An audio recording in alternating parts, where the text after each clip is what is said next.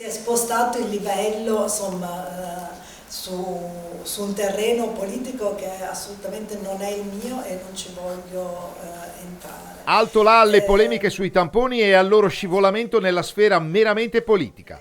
All'Istituto Zooprofilattico Sperimentale delle Venezie di Legnaro, poco fuori Padova, che ha svolto un ruolo strategico nel sequenziamento ed individuazione di virus SARS-CoV-2, varianti e sottovarianti, in un'ottica scientifica profondamente cambiata, qualcosa di fondamentale, le emergenze lo indicano sempre, applicando con efficacia il concetto di rete insieme alle tante altre realtà di supereccellenza del Veneto, considerando che a livello di Istituto Zooprofilattico Sperimentale, ce ne sono 10 in tutta Italia, la realtà euganea comprende un bacino piuttosto vasto, esteso a gran parte del cosiddetto nord-est.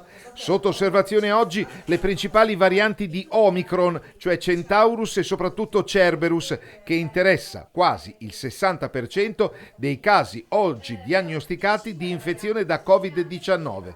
Tornando alla polemica Crisanti-Zaia sui tamponi rapidi, la dottoressa Ricci è chiara. Allora, io come ho detto esco dal terreno giudiziario assolutamente e da quello politico, non è il mio è un terreno tecnico.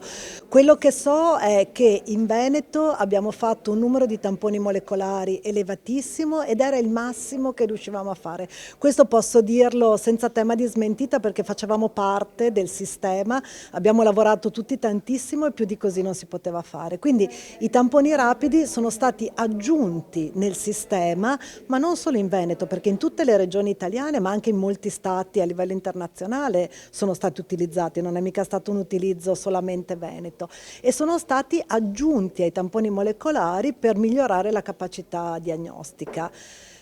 Col senno di poi probabilmente si poteva anche fare diversamente, questo non lo so, però in quel momento era credo il meglio che si potesse fare. È una polemica assolutamente politica in questo momento, da un punto di vista scientifico certo si valuteranno le scelte che sono state fatte, le caratteristiche tecniche dei test utilizzati, ci mancherebbe altro, lo facciamo sempre e continuamente, però appunto rimanendo nel livello tecnico, è completamente diverso dalla discussione che è in corso oggi.